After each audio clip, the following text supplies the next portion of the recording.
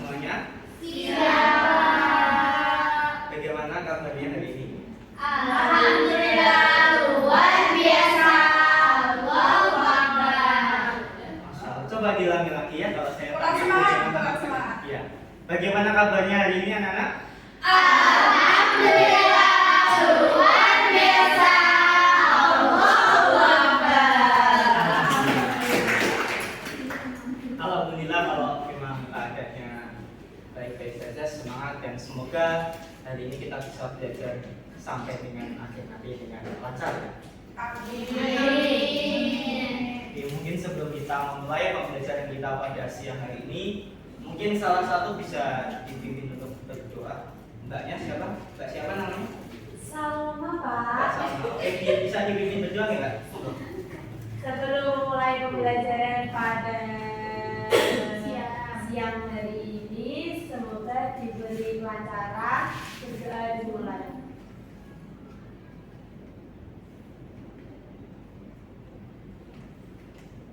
Berdoa dicukupkan. Baik, terima kasih Mbak Salma. Oke, selanjutnya mungkin coba kita presentasi terlebih dahulu. Mungkin, oh ya, sebelum itu sepertinya ada yang menarik pada pembelajaran kita pada siang hari ini. Apa itu, Apa itu, Pak? Pak? Apa ya? Apa yang menarik, Pak? Apa itu, Pak? Ya, siapa tadi? Apa, Mbak? Iya, yang menarik katanya. Oh iya, Pak. Iya. Jadi kalau kita biasanya di kelas hanya diampu oleh satu guru saja ya. Mungkin Iya. kali ini adalah hari yang spesial. Iya. Di sini kita akan diampu oleh 3 Bapak Ibu guru sekaligus. Mungkin sebelumnya perkenalan lebih dahulu ya, karena ada pepatah bilang tak kenal maka tak. Tak kenal maka kenalan. Iya. Mungkin saya dulu ya. Sebelumnya perkenalkan, saya Pak Hilmi ya. Nama panjangnya siapa, Pak? Namanya Nama apa? panjangnya siapa, Pak? Nama panjangnya Muhammad Hilmi Pak Yaki, bisa dipanggil Pak Hilmi saja. Pak Baik. Iya. Mungkin rekan saya mungkin, Bu, silakan. Perkenalkan, kalau saya namanya Bu Elvi Rahayati Nikma, boleh dipanggil Bu Elvi, Bu Vi, Bu El, yang penting pasti nama saya. Ya boleh. Oke, dan satunya lagi Bu, monggo. Oke, perkenalkan nama saya Sukma Dianti Utami, bisa dipanggil Bu Sukma. Bu Rizky. Oh, boleh. Bu Ani. Oke, jadi hari ini spesial ya, ada saya Pak Hilmi, ada Bu Elvi dan juga ada Bu Sukma. Seperti itu. Oke, mungkin Bu Elvi coba di presentasi terlebih dahulu, Bu. Saya izin presentasi dulu ya. Iya, Ibu. Aura Farihatun Naza, Hadir, Ibu. Sonia, hadir Ibu, Iqraf, hadir Sinta, hadir Dian, Hadir, Bu. Alia, hadir Disney, hadir Syifa, Hadir, Bu. Nur Tirta. Hadir. Yang nggak hadir berarti siapa hari ini ya? Linda. Ada yang sih, ada ada yang yang Ibu. Oh, itu kenapa ya? Pulang kampung. Oh, pulang kampung. Ada yang sakit juga. Ada yang ketiduran juga mungkin. Oh, ketiduran kan? Semoga yang sakit segera diberi kesembuhan dan yang sedang beraktivitas di luar kelas diberi kelancaran. Iya, amin. Oke, mungkin ada yang sudah tahu mungkin hari ini kita mau belajar apa? Oke.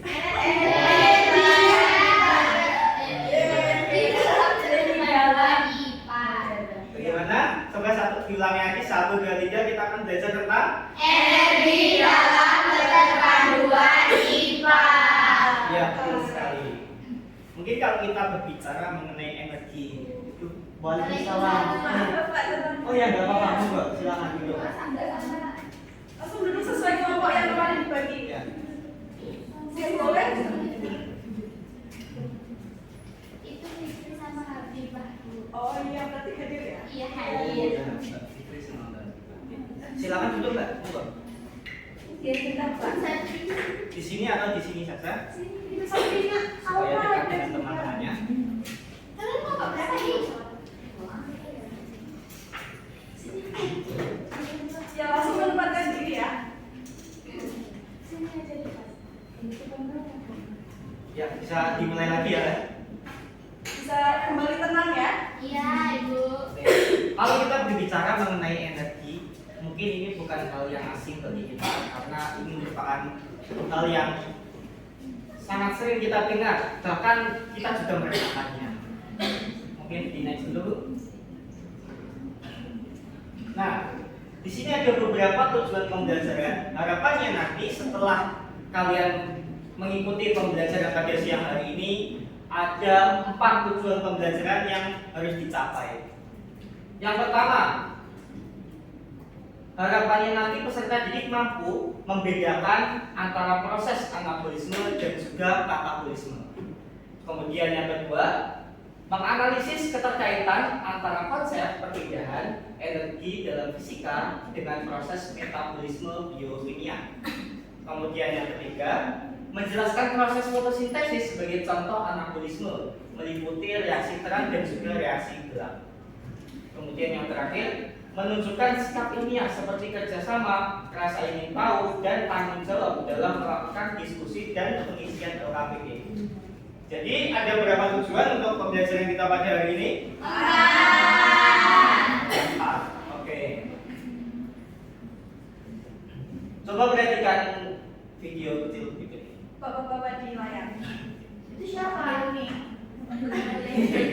Ini hanya ilustrasi saja ya. Coba diulang lagi, ulang.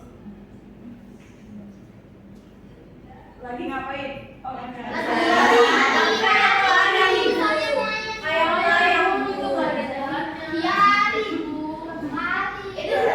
Anggap saja ini panah ya yang dibijak ya. Ini adalah Iya emang lari ya. Ya, pintar. Ya, anggap saja ini adalah sebuah ilustrasi, ada seorang laki-laki sedang berlari.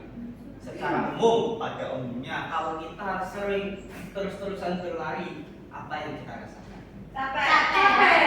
Ngos-ngosan. Ada lagi ya, apa lagi mbak? Berkeringat. Ada lagi mungkin? Pengen minum. Iya. Iya. Capek, ngos-ngosan, berkeringat, haus, pengen minum ya. Coba dilanjutkan dulu. Nah, ini adalah kaitannya dengan video ilustrasi tadi. Mengapa tubuh merasa cepat lelah saat berolahraga? Padahal energi yang kita makan itu sebenarnya juga sudah banyak, sudah cukup. Mengapa ya? Ada yang sudah tahu mungkin jawabannya? Oke, jawabannya akan kita ketahui setelah kita mengikuti pembelajaran kita tadi. Jadi bisa disimak bersama-sama, kita enjoy saja di sini. Jangan sampai kalian merasa bosan, karena kalau kalian merasa bosan, semuanya akan kacau. Lanjut mbak. Ibu kenapa nggak pakai yang itu aja? Gak ada anak. Ya mbak, silakan duduk mbak. Oh ya, kalau langsung duduk. Silakan.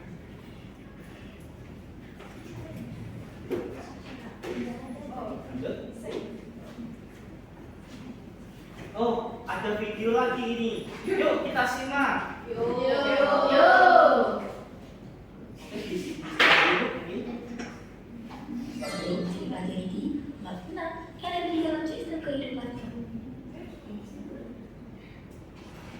Assalamualaikum warahmatullahi wabarakatuh. Tapi pun selamat pagi. Dalam sel. Pada video kali ini kita akan belajar tentang transformasi energi dalam sel dan metabolisme sel. Kali ini masih dipelajari di bab 6 energi dalam sistem kehidupan materi IPA kelas 7 semester 1.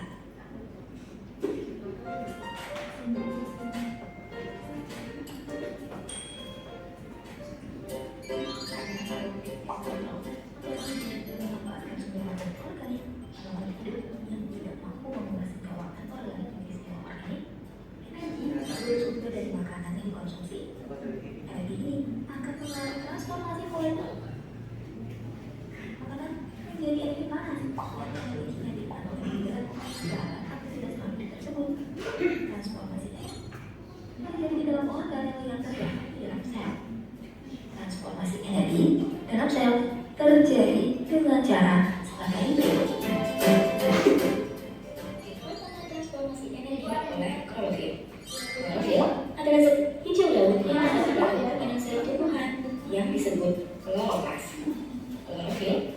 berfungsi dalam fotosintesis.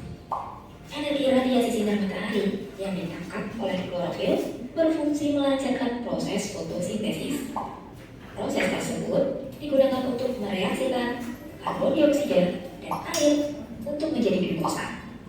Selain menjadi energi kimia dalam bentuk glukosa, hasil reaksinya menghasilkan oksigen yang dapat digunakan oleh tumbuhan untuk beraktivitas, tumbuh, berkembang, dan bernafas. Jadi, energi radiasi matahari yang berbentuk energi cahaya diubah menjadi energi potensial dan energi kimia yang disimpan dalam molekul karbohidrat dan bahan makanan lainnya. Energi ini dimanfaatkan oleh tumbuhan untuk beraktivitas dan juga dimanfaatkan oleh makhluk hidup lain yang mengkonsumsi tumbuhan tersebut. Akibatnya, energi yang terdapat pada tumbuhan berpindah ke dalam tubuh makhluk hidup lainnya dan menjadi energi potensial. Di dalam tubuh makhluk hidup ini, energi akan ditransformasi kembali.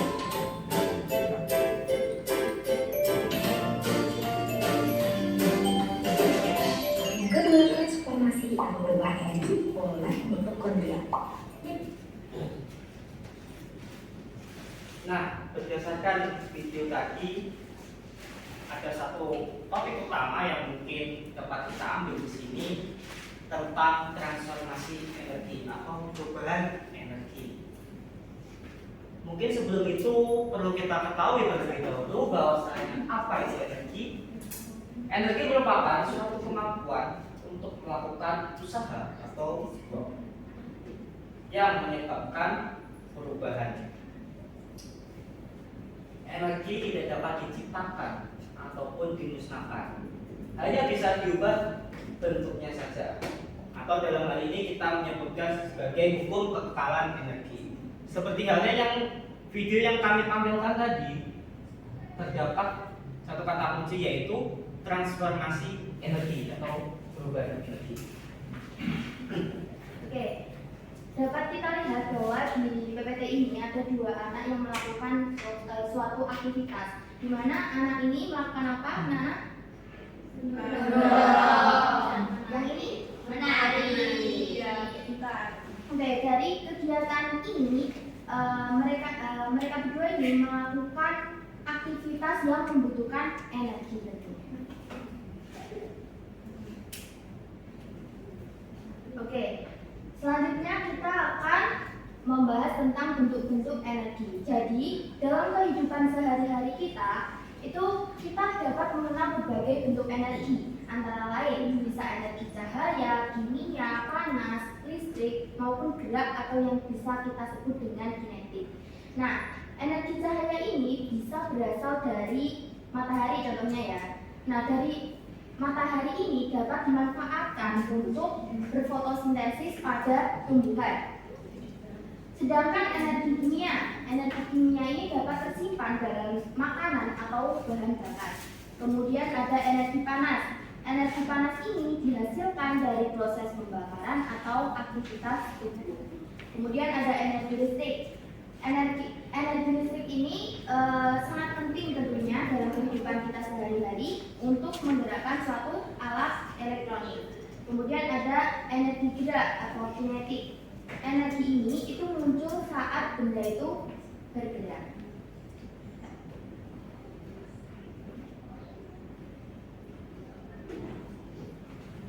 Oke, kita akan belajar energi dalam keterpaduan, di mana energi ini dalam keterpaduan itu bisa dibagi tiga nih.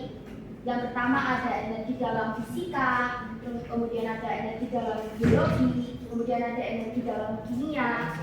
Untuk energi dalam fisika ini bisa didefinisikan sebagai kemampuan untuk melakukan kerja atau usaha. Sedangkan energi dalam biologi itu bisa sebagai sumber kehidupan makhluk hidup, dan sumber kehidupan makhluk hidup ini memerlukan energi untuk tumbuh, bergerak, kemudian berkembang, dan melakukan fungsi kehidupan lainnya. Kemudian ada energi dalam kimia, di mana energi ini itu berkaitan erat dengan reaksi kimia. Setiap kali terjadi reaksi kimia, selalu ada perubahan energi, baik berupa pelepasan maupun penyerapan energi. Oke anak-anak, kita akan kupas tuntas dulu bagian energi dalam fisika. Tadi kan ada bentuk-bentuk energi ya. Di sini ada energi kinetik. Di mana energi kinetik ini? Itu energi yang dimiliki benda karena sebuah gerakannya. Ada yang bisa ngasih contoh energi kinetik? Ayo apa? Energi yang dimiliki benda karena Gerakan. ya. Misalkan apa coba? Ada yang tahu? Ada yang Tadi loh di depan udah disinggung dorong. Terus tadi ada video orang apa tadi? Lari. Betul sekali. Nah, kemudian kita akan membahas tentang energi potensial. Di mana energi potensial itu energi yang tersimpan karena posisi atau kedudukan suatu benda.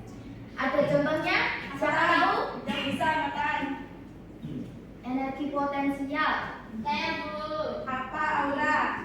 itu apel yang jatuh. Iya, betul sekali. Pinter. Oke, selanjutnya kita akan membahas tentang energi panas atau kalor. Di mana energi ini itu dihasilkan dari gerakan partikel-partikel penyusun zatnya. Ada yang bisa kasih contohnya energi panas atau kalor? Enggak tahu. Oh enggak. Belum Bu. Kalau belum tahu kita Bu semua. Nah, saat kita berlari, saat kita bergerak, nanti kita akan mengubahnya dari energi gerak itu menjadi energi panas atau kalor. Kemudian ada energi cahaya. Energi yang berasal dari matahari dan dapat diubah menjadi bentuk energi lain. Ada yang bisa ngasih contoh energi cahaya? Matahari ya bisa ya. Oke, selanjutnya kita akan membahas tentang energi dalam kimia.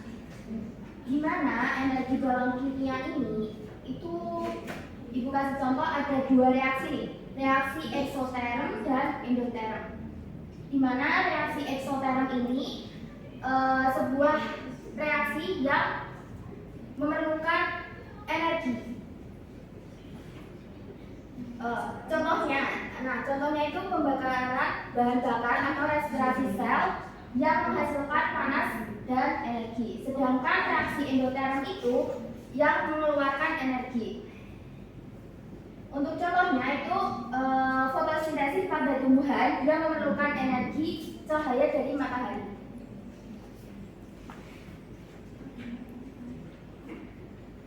Nah, oke, selanjutnya di sini gua akan menuntas terkait energi di bidang biologi. Dalam biologi ini, makhluk hidup semuanya memerlukan energi untuk bergerak, beraktivitas, ataupun untuk proses di dalam kesehariannya kita.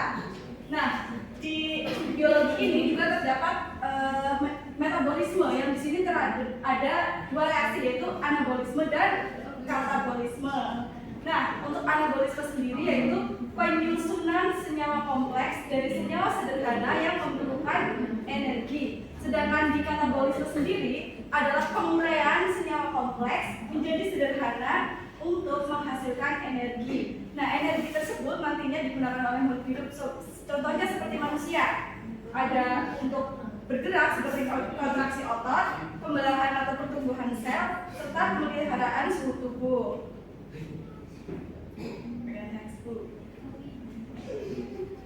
Nah, setelah kita tadi membahas tuntas energi di bidang fisika, kimia, dan biologi, nah keterkaitan dari biologi tadi, proses metabolismenya, kita dapat mengaitkan kembali proses fotosintesisnya di anabolisme tadi dengan fisika, kimia, dan biologi juga. Di sini terdapat reaksi 6CO2 plus 6H2O dengan bantuan sinar matahari menjadi C6H12O6 atau glukosa dan menjadi oksigen. Di dalam fisika, reaksi ini merupakan perubahan energi, di mana energi yang digunakan adalah energi matahari menjadi energi kimia. Nah, di dalam proses fotosintesis ini juga terjadi keterkaitan di bidang kimia, yaitu melibatkan reaksi redoks, yaitu reduksi dan oksidasi, di mana ini air H6H2O mengalami oksidasi menjadi hasilnya adalah oksigen, dan karbon dioksida ini mengalami reduksi menjadi glukosa. Kalau dalam biologi, proses fotosintesis ini menunjukkan kemampuan organisme autotrof, yaitu tumbuhan yang menghasilkan makanannya sendiri serta menyediakan hasil akhir ini oksigen untuk makhluk hidup yang ada di bumi. Nah, di keterkaitan yang kedua proses metabolisme ini ada respirasi sel. Contohnya seperti reaksi tadi, cuma ini dalam C6H12O6 plus 6A2 menjadi 6CO2 plus 6H2O dan energi. Apa yang tadi Ibu jelaskan di awal, kalau di proses katabolisme ini menghasilkan energi. Dalam fisika menunjukkan perubahan energi dari energi kimia, glukosa ini diubah menjadi energi gerak. Ketika kita memakan, misalnya ada makan makanan, kita kan mendapat glukosa tubuh kita. Nah, tubuh kita menjadi bisa beraktivitas seperti orang-orang normal sedia kala. Dalam kimia terjadi reaksi reduksi dan oksidasi.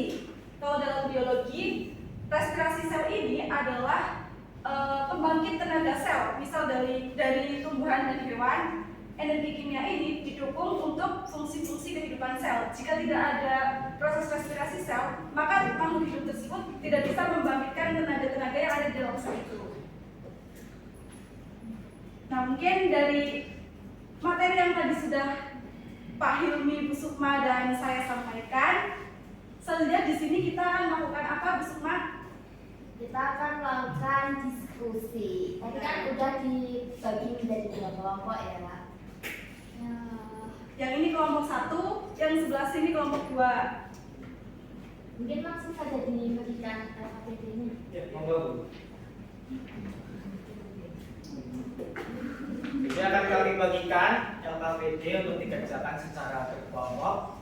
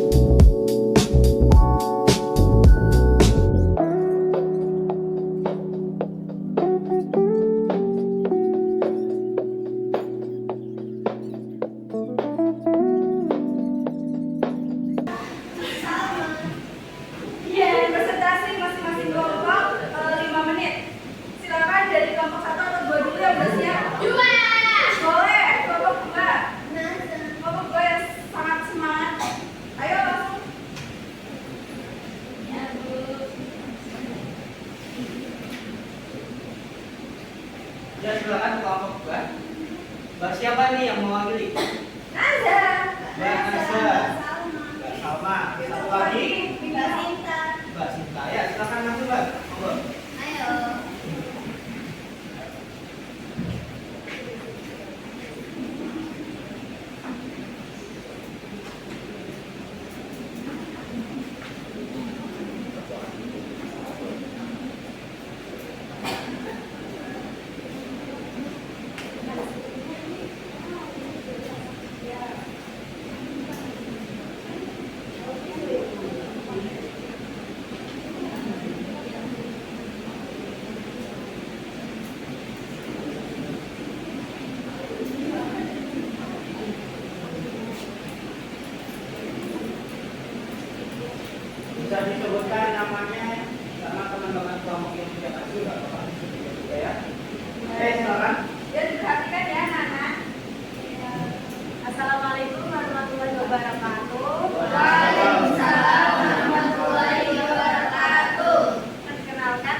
perwakilan dari kelompok 2 ingin merepresentasikan hasil diskusi dari kelompok kami.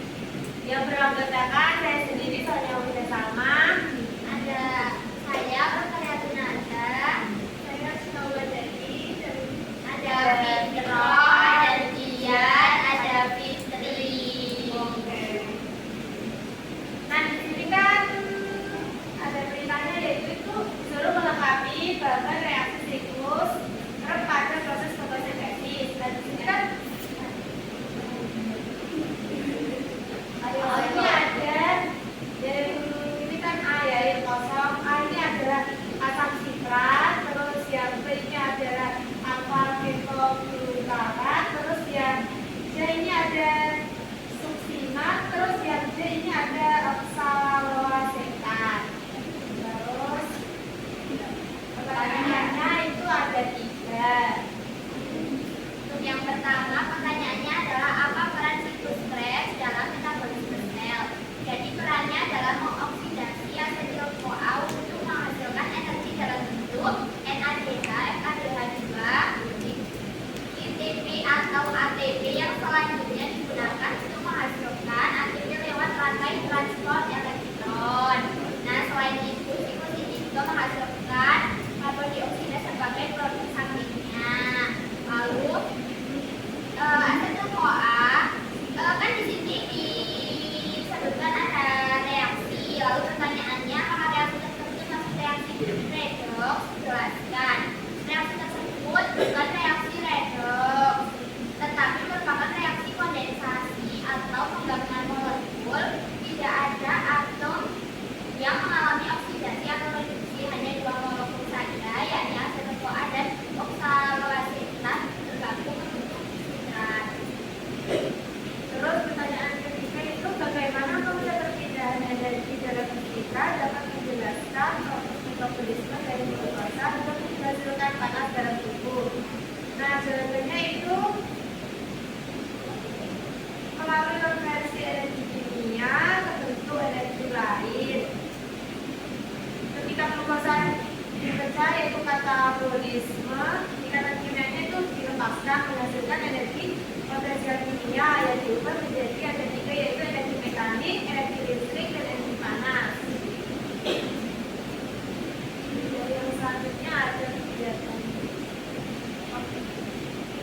Sudah. Sekian dari kelompok kami. Wassalamualaikum warahmatullahi wabarakatuh. Apa sih yang buat kelompok 2? Selanjutnya mungkin langsung dilanjut dari kelompok 1 presentasi kegiatan 2. Perwakilannya 3 orang minimal. Ayo kelompok 1 jangan lupa sama Ini kelompok mas-masnya 2. ini. Tidak apa-apa lah. Satu orang lagi. Ya, satu lagi. Satu lagi. Boleh Mbak Tata. Syifa. Bagus. Selamat Tani.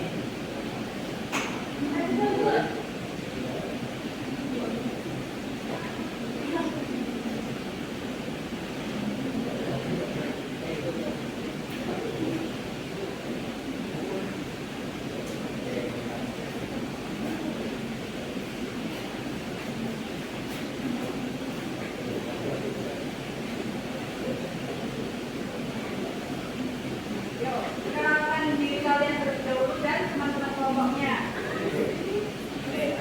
Assalamualaikum warahmatullahi wabarakatuh. Waalaikumsalam warahmatullahi wabarakatuh.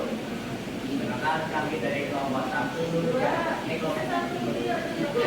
Kami dari kelompok 1 izin mempresentasikan diskusi dari kegiatan 2. Ya. Selanjutnya kami yang beranggotakan 8, saya sendiri Naim, saya juga Saya apa? dan ada Habibah, Siva, Bunga, Dini, dan saya. Ya. Oke, langsung saja kita ke nomor 1. Apa peran siklus Krebs dalam metabolisme sel? Jadi jawabannya itu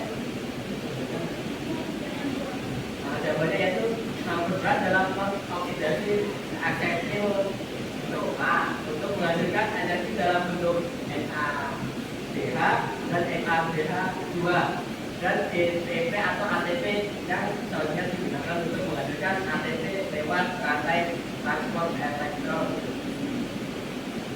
Untuk yang kedua, asetil COA2J plus oksal fluoretat KJ mengandung citrat C. Apakah reaksi tersebut termasuk reaksi redoks? Jelaskan. Tidak, karena reaksi tersebut bukan reaksi redoks, tetapi merupakan reaksi kondensasi atau penggabungan molekul. Tidak ada yang mengalami oksidasi atau reduksi, hanya dua molekul asetat COA dan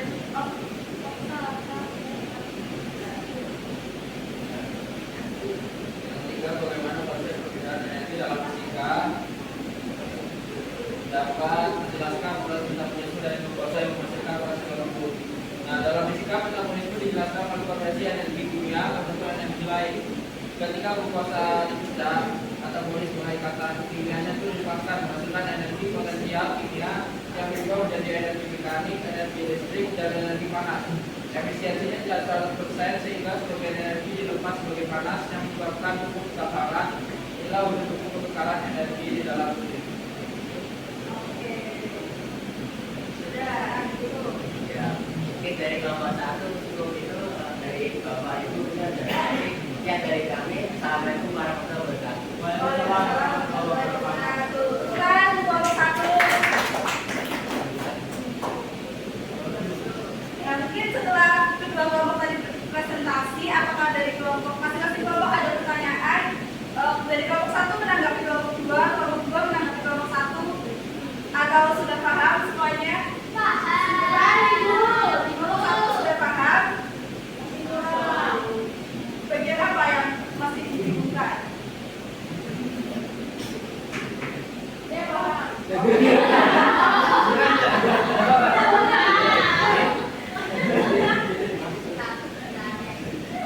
Jangan takut sama Pak Hilmi ya.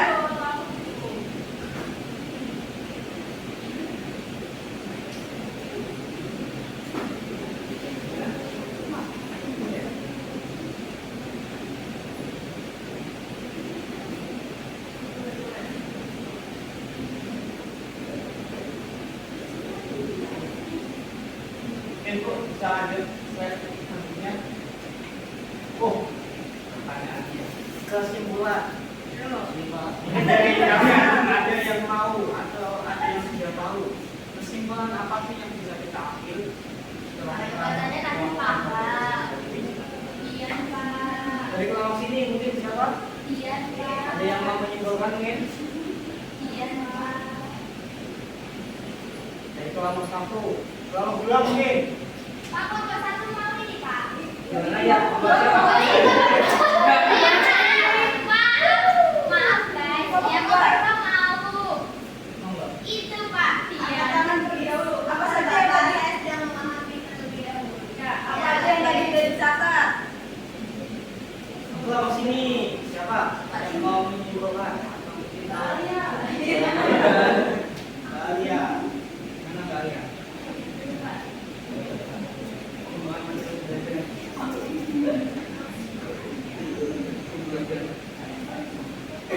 Gimana tadi bagian? Benar.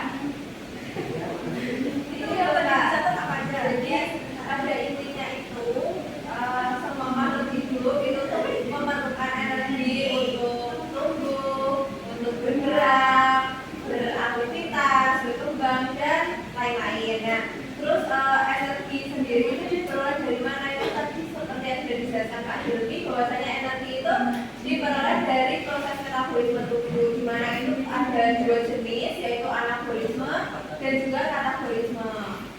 Nah, terus metabolisme sendiri itu bisa melibatkan proses fisika, yaitu adanya perubahan dan perpindahan energi, proses kimia yaitu dengan adanya reaksi dan ikatan antar molekul, dan proses biologi yaitu mekanisme di dalam sel dan juga organ makhluk tersebut. Oke, itu Pak, biar ditambahkan kelompok 11. Bagus sekali Kak Fitri. Oke, iya. Boleh. Apa? Kelompok 1. Yang jelas Gimana? Itu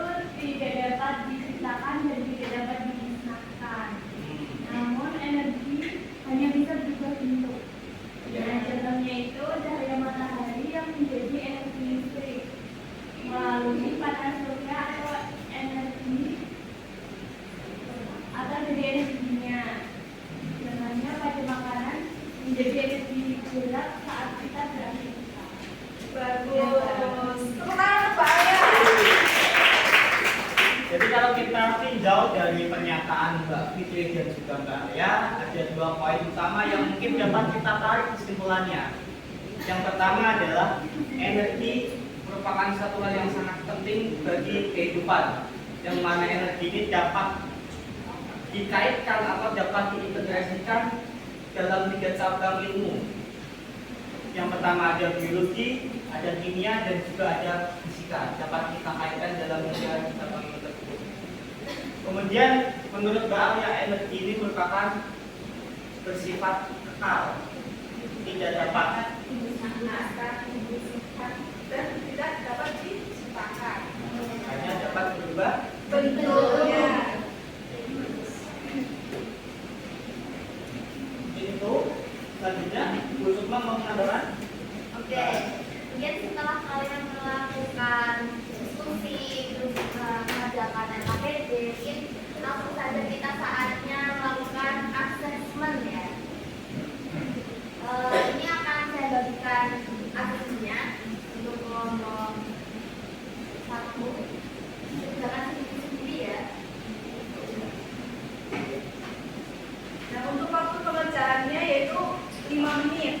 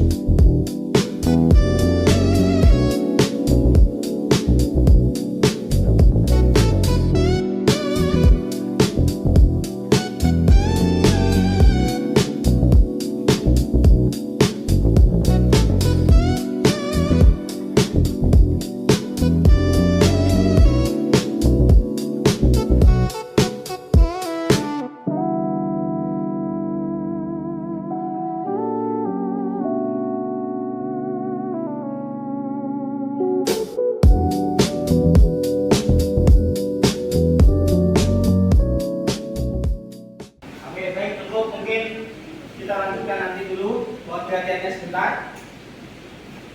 Berhubung waktunya juga sudah habis, jadi tolong untuk salah satu mungkin masing-masing ini ya bisa perwakilan politik ya diturunkan di langsung nanti. Ya nanti ya Pak. Ya terima kasih Mas. Baik, mengingat waktu sudah habis, kita cukupkan saja sebelum kita mengakhiri kegiatan kita pada siang hari ini. Marilah kita berdoa menurut agama dan kepercayaan kita masing-masing. Berdoa, mulai. Berdoa selesai. Demikian dari kami, Pak Yuni, Bu Sukma dan Bu Elvi. Mohon maaf apabila ada kekurangan, kesalahan kata yang kami sampaikan tadi. Demikian. Assalamualaikum warahmatullahi wabarakatuh. Waalaikumsalam warahmatullahi wabarakatuh. Terima kasih. Jangan lupa